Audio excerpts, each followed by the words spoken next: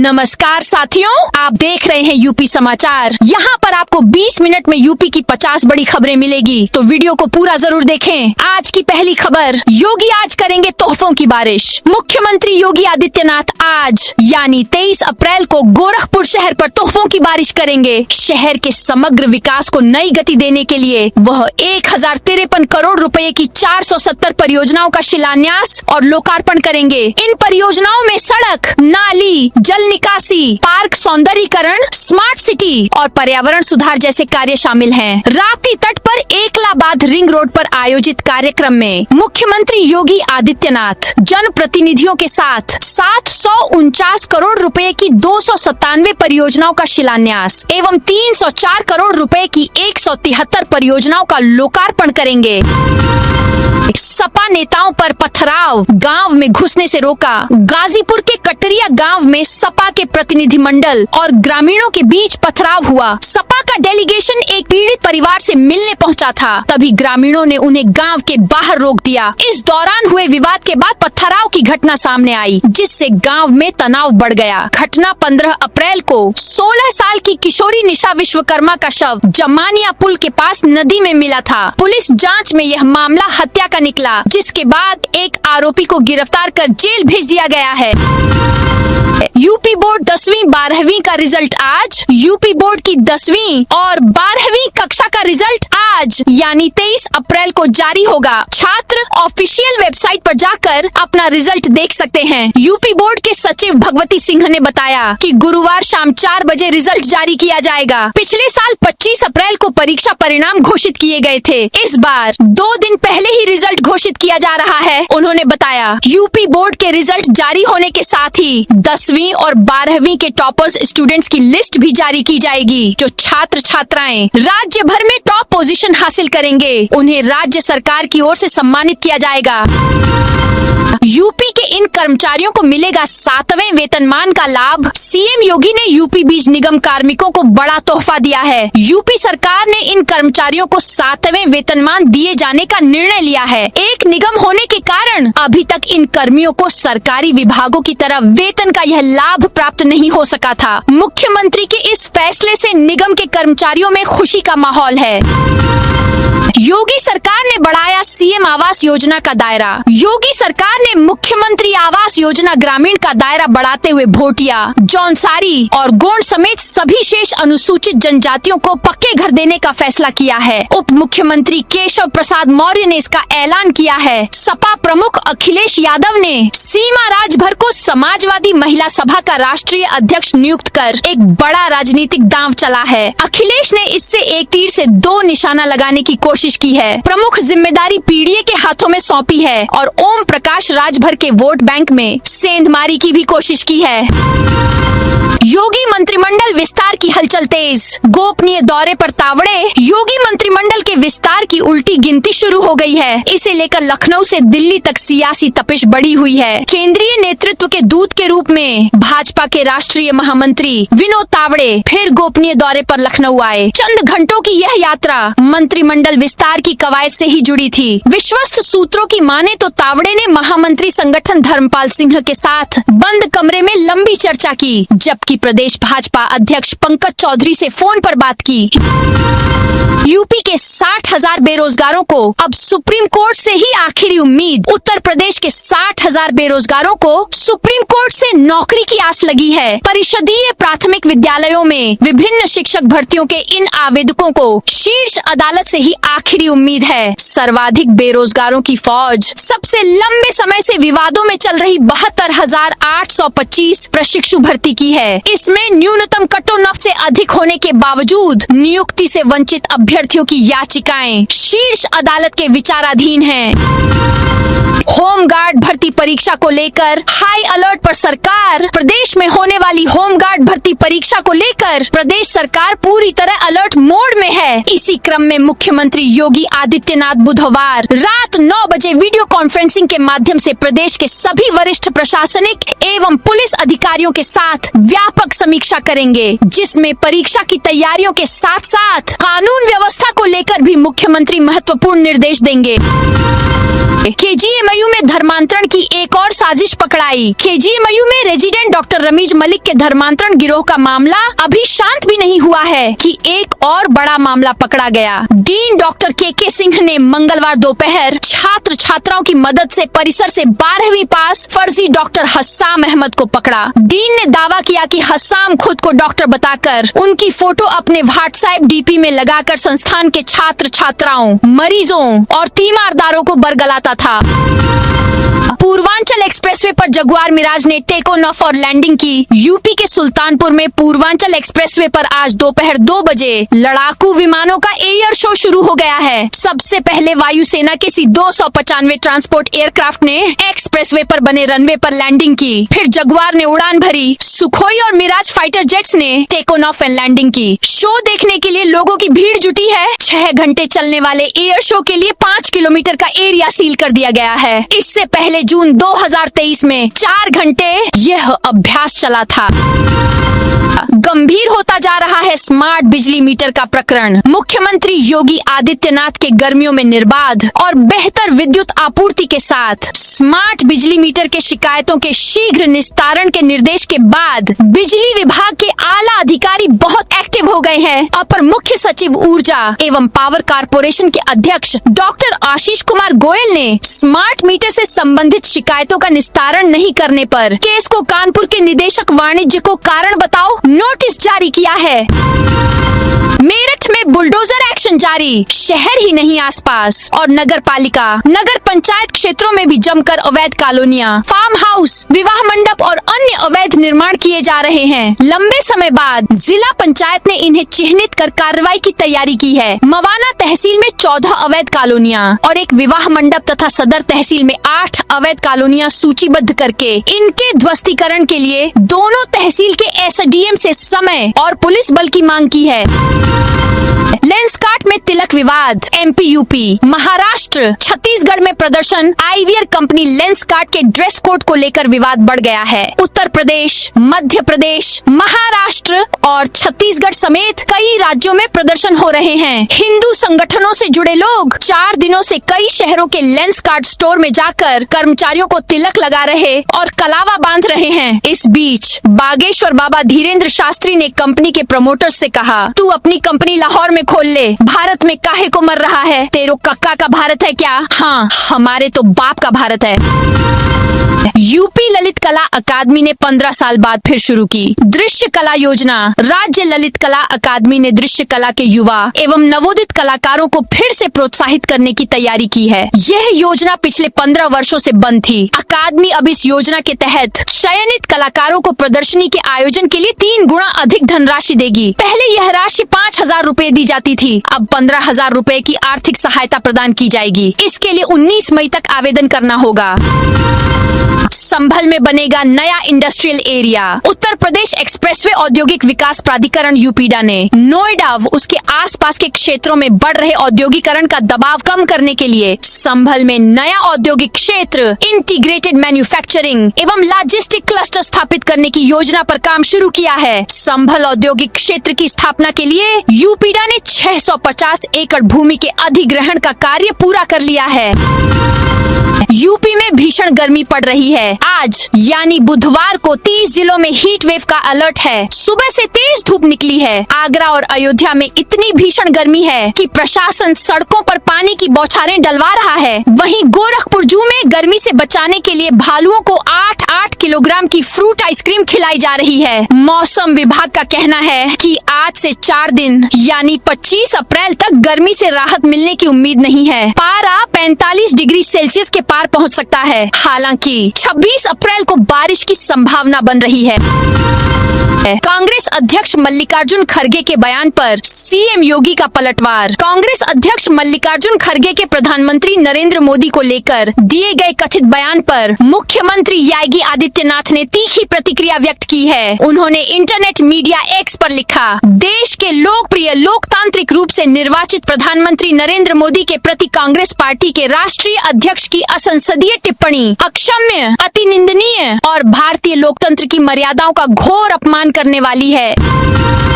UP में मत्स्य विकास निधि से बनेंगे सामुदायिक भवन और मछली मार्केट। मत्स्य विकास निधि को अब मत्स्य पालकों के लिए सुविधाओं के निर्माण पर खर्च किया जाएगा। सामुदायिक भवन, मत्स्य बाजार आदि बनाए जाएंगे। मत्स्य विभाग ने निधि के उपयोग के लिए दिशा निर्देश जारी कर दिए हैं और जिला स्तर पर प्रस्ताव तैयार कराने के लिए कहा है। नदियों में मत्स्य आखेट पट्टा और नीलामी से मिलने वाली धनराशि को मत्स्य विकास निधि के खाते में जमा किया जाता है।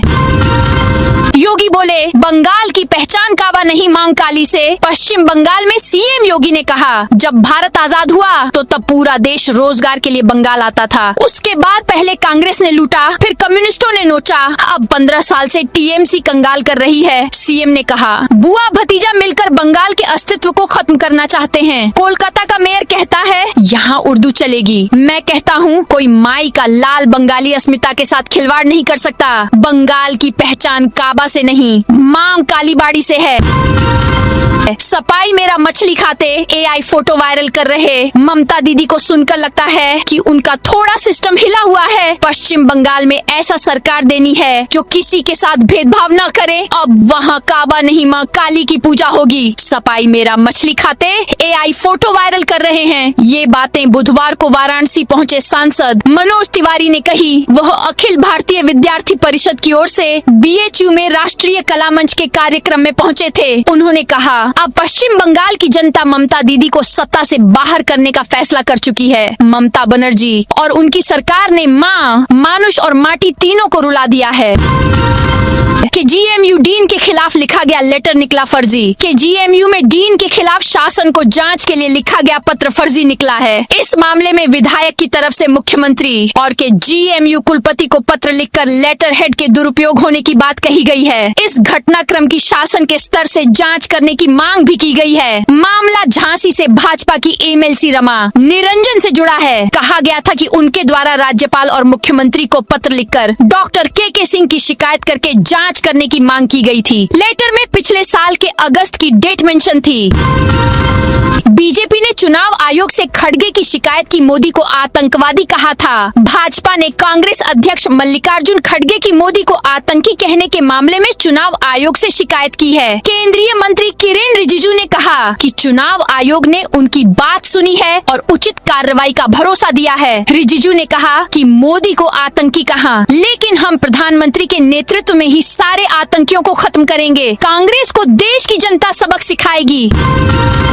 धीरेन्द्र शास्त्री बोले, मंदिरों में भीड़, सड़कों पर तूफान चाहिए। बागेश्वर धाम के पीठाधीश्वर पंडित धीरेन्द्र कृष्ण शास्त्री ने प्रयागराज में मंगलवार को हनुमान कथा की शुरुआत की। इससे पहले शास्त्री ने प्रेस कॉन्फ्रेंस में कहा कि ज्ञान वापी में एक दिन जरूर रुद्राभिषेक होगा। काशी विश्वनाथ जी के बगल में जो कलंक लगा है वह मिटेगा। हमें मंदिरों में भीड़, सड़कों पर तूफान चाहिए। राम राज्य से भरा हिंदुस्तान चाहिए। मुझे न्यायपालिका पर पूरा भरोसा है। बरेली के एक मौलाना की ओर से विरोध के सवाल पर धीरेन्द्र शास्त्री ने कहा, समय समय का खेल है। 2 कौड़ी के लोग करोड़ों में बिकने लगते हैं।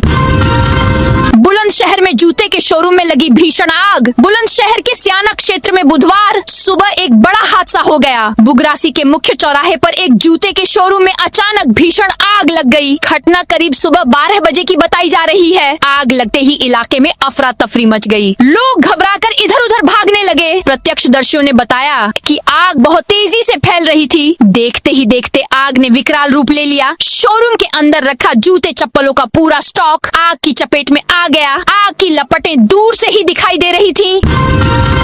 योगी ने काल भैरव और बाबा विश्वनाथ मंदिर में पूजा की। मुख्यमंत्री योगी आदित्यनाथ मंगलवार को अपने 2 दिवसीय दौरे पर वाराणसी पहुंचे। सीएम योगी आदित्यनाथ शाम 5 बजे के बाद हेलीकॉप्टर द्वारा पुलिस लाइन हेलीपैड पहुंचे। यहां से कार से सर्किट हाउस गए। नरेंद्र मोदी के संभावित दौरे को लेकर सर्किट हाउस में उच्च स्तरीय समीक्षा बैठक की। इस दौरान प्रशासन और पुलिस के वरिष्ठ अधिकारियों को जरूरी दिशा निर्देश दिए। उन्होंने कहा, गंजारी में बन रहे अंतर्राष्ट्रीय क्रिकेट स्टेडियम का निर्माण जुलाई के पहले सप्ताह तक पूरा हो जाए। मणिकर्णिका घाट और दाल मंडी सड़क चौड़ीकरण कार्य समय से पूरा करें। धीरेन्द्र शास्त्री बोले, हिंदू राष्ट्र राष्ट्र के लिए इस साल रथ यात्रा निकालेंगे। बागेश्वर धाम के पीठाधीश्वर पंडित धीरेन्द्र कृष्ण शास्त्री की प्रयागराज में हनुमंत कथा का आज दूसरा दिन है। पहले दिन उन्होंने कहा कि भारत हिंदू राष्ट्र होगा, उसके लिए प्रयास जारी है। हिंदू राष्ट्र के संकल्प को लेकर इस वर्ष हम रथ यात्रा करेंगे। इसकी घोषणा 4 जुलाई को करेंगे। पूरी रथ यात्रा की जानकारी देंगे। उन्होंने कहा, जिनको तिलक, चंदन, वंदन, राम, श्याम, हनुमान, बाबा बागेश्वर से दिक्कत है, वो पतली गली से लाहौर खिसक ले, सुधर जाएं, वरना भारत का कानून सुधार देता है। यूपी की पुलिस वैसे भी फेमस है, गाड़ी तो पलट ही जाती है। बस्ती में 12 दिन बाद भी नहीं मिला गैस सिलेंडर। बस्ती जिले में रसोई गैस की किल्लत लगातार बनी हुई है। बुकिंग के 10 से 12 दिन बाद भी उपभोक्ताओं को गैस सिलेंडर नहीं मिल पा रहे हैं। मंगलवार को रत्नाकर गैस एजेंसी पर उपभोक्ताओं का गुस्सा फूट पड़ा, जब तेज धूप में घंटों लाइन में खड़े रहने के बावजूद उन्हें खाली हाथ लौटना पड़ा। सिद्धार्थनगर स्वास्थ्य विभाग की लापरवाही पर डीएम सख्त। सिद्धार्थनगर में 22 अप्रैल बुधवार को कलेक्ट्रेट सभागार में आयोजित जिला स्वास्थ्य समिति की समीक्षा बैठक में जिले की स्वास्थ्य व्यवस्था की गंभीर खामियां सामने आईं। जिलाधिकारी शिव शरणप्पा जीएन की अध्यक्षता और मुख्य विकास अधिकारी बलराम सिंह की उपस्थिति में हुई इस बैठक में स्वास्थ्य विभाग की सुस्त कार्यशैली पर कड़ा रुख अपनाया गया। लखनऊ मेयर के नेम प्लेट को चप्पलों से पीटा। लखनऊ में मेयर सुषमा खरकवाल के आवास पर बुधवार सुबह साथियों के साथ पहुंचे सपा नेता गौरव चौधरी ने उनके नेम प्लेट को चप्पलों से पीटा, उस पर कालिख पोती। सुरक्षा के लिए लगे बैरियरों को झकझोरकर सुषमा खरकवाल मुर्दाबाद के नारे लगाए। इसका वीडियो सोशल मीडिया पर पोस्ट किया। वीडियो पर गौरव चौधरी, विधानसभा 43 सिवाल खास, मेरठ लिखा है। इस मामले पर मेयर सुषमा खरकवाल ने कहा कि सपा का यह चरित्र है, वह अपनी मां और बहन का अपमान करते हैं। उन्होंने राहुल गांधी पर भी तंज कसते हुए कहा कि वे हमेशा विदेश में रहते हैं। मेरठ में डॉक्टरों ने बीच में छोड़ा मरीज का ऑपरेशन। मेरठ के द्वाराला थाना क्षेत्र स्थित आर्यावर्त अस्पताल में डॉक्टरों की लापरवाही का गंभीर मामला सामने आया है, जहां डॉक्टरों पर ऑपरेशन के दौरान मरीज के ऑपरेशन से इनकार करने का आरोप लगाया गया है। मरीज के तीमारदारों का आरोप है कि डॉक्टरों ने पहले उनके पेशेंट को भर्ती किया, उसे ओटी में ले गए ऑपरेशन शुरू करने के लिए, उसका पेट चीर दिया। इसके बाद डॉक्टरों ने ऑपरेशन करने से हाथ खड़े कर दिए, कह दिया कि वो ऑपरेशन नहीं कर सकती, प्रक्रिया बहुत जटिल है, इसलिए अपने मरीज को कहीं और ले जाओ। मथुरा में खाली पड़ा केसी घाट, नहीं चल रही नावें। वृंदावन में केसी घाट पर 10 अप्रैल को हुए हादसे के बाद नगर निगम ने कई जगहों पर सुरक्षा चेतावनी बोर्ड लगा दिए हैं। नदी के किनारों पर लकड़ी के खंभे गाड़कर बैरिकेडिंग की गई है, ताकि यात्री नदी किनारे आते ही अलर्ट हो जाएं। साथ ही नगर निगम ने नाविकों को लाइफ जैकेट भी बांटी है, लेकिन नदी में इस समय कोई नाव और स्टीमर नहीं चल रही है। इस पर नाविकों का कहना है कि नगर निगम बेताशा रजिस्ट्रेशन फीस ले रहा है, गाइडलाइन भी हमारे अनुरूप नहीं है। हम क्या करें? नाव या स्टीमर चलाकर हमें क्या मिलेगा, क्या बचेगा? मेरठ में भाजपा नेता की स्कॉर्पियो में मिले अवैध हथियार। मेरठ में भाजपा नेता रोबिन मोरल की ब्लैक स्कॉर्पियो से पुलिस ने अवैध हथियार बरामद किए हैं। रोबिन मोरल ने अपनी भांजियों की शादी के बाद हुई विदाई समारोह में हर्ष फायरिंग की थी। इसके साथ ही पुलिस को जांच के दौरान एक काले रंग की स्कॉर्पियो में अवैध हथियार मिले हैं। जांच हुई तो पता चला कि ये स्कॉर्पियो रोबिन मोरल नामक व्यक्ति की है, जो भाजपा नेता है। अयोध्या रोडवेज में बड़ी कार्रवाई। उत्तर प्रदेश राज्य सड़क परिवहन निगम यूपीएसआरटीसी ने ड्यूटी में लापरवाही बरतने वाले 6 आउटसोर्स परिचालकों पर बड़ी कार्रवाई की है। सहायक क्षेत्रीय प्रबंधक कार्यालय की ओर से जारी आदेश में सभी संविदा परिचालकों की सेवाएं तत्काल प्रभाव से समाप्त कर दी गई हैं। साथ ही उनके नाम डिपो की सूची से भी हटा दिए गए हैं।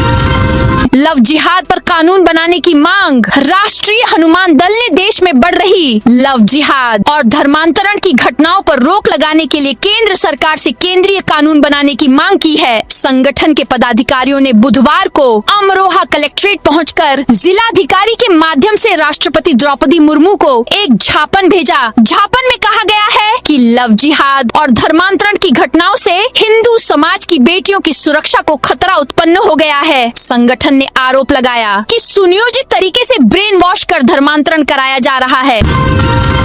सहारा सहारनपुर में जाम खुलवाने सड़क पर उतरे सांसद इमरान मसूद। सहारनपुर से कांग्रेस सांसद इमरान मसूद सड़क पर खड़े होकर ट्रैफिक व्यवस्था संभालते नजर आए। इसका एक वीडियो सामने आया है जिसमें वह ट्रक और अन्य वाहनों को निकलने का इशारा करते दिख रहे हैं। वीडियो में वह कार और ई रिक्शा चालकों से कहते सुनाई दे रहे हैं, इधर से निकलो, जल्दी चलो। यह वीडियो मानकमऊ तिराहा क्षेत्र का है। यहाँ अक्सर जाम की स्थिति बनी रहती है। इस तिराहे से एक रास्ता अंबाला की ओर जाता है जिससे ट्रैफिक रहती है।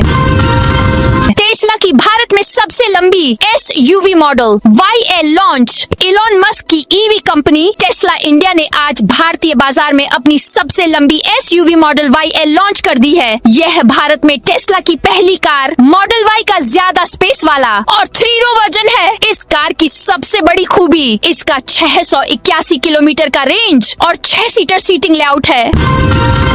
लखनऊ में हज यात्रियों को भगवा झंडी दिखाकर रवाना किया। सरोजनी नगर स्थित मोहम्मद अली मियां हज कमेटी ऑफ इंडिया हज हाउस से हज यात्रियों का पहला जत्था बुधवार को रवाना हुआ। इसमें 427 हज यात्री शामिल हैं। अल्पसंख्यक कल्याण राज्य मंत्री दानिश आजाद और धर्मगुरुओं ने हरी व भगवा झंडी दिखाकर हज यात्रियों की बस को चौधरी चरण सिंह अंतर्राष्ट्रीय एयरपोर्ट के लिए रवाना किया। इस मौके पर दानिश ने कहा कि पहली भारत हज में AI का इस्तेमाल कर रहा है। किसी भी तरह की असुविधा होने पर हज यात्री ट्रैक किए जा सकेंगे, उन्हें तुरंत राहत पहुंचाई जा सकेगी। उन्होंने कहा कि सरकार का प्रयास है कि हज यात्रियों को बेहतर सुविधा मिले। सीज फायर बढ़ाने के बाद ट्रंप बोले ईरान कंगाल हो रहा। ईरान के साथ एक तरफा सीज फायर बढ़ाने के बाद अमेरिकी राष्ट्रपति डोनाल्ड ट्रंप ने समुद्र में अमेरिकी नाकेबंदी की तारीफ की है। उन्होंने बुधवार को सोशल मीडिया पर लिखा, ईरान आर्थिक रूप से टूट रहा है, उसके पास पैसों की कमी हो रही है, इसीलिए तुरंत हॉर्मुज स्ट्रेट खोलना चाहता है। उन्होंने दावा किया कि नाकेबंदी की वजह से ईरान को रोज करीब $500 मिलियन का नुकसान हो रहा है। ईरान की सेना और पुलिस को समय पर वेतन नहीं मिल रहा और देश के अंदर आर्थिक दबाव बढ़ रहा है। तो दोस्तों, यही थी आज उत्तर प्रदेश के सभी जिलों की दिन भर की ताजा और बड़ी खबरें।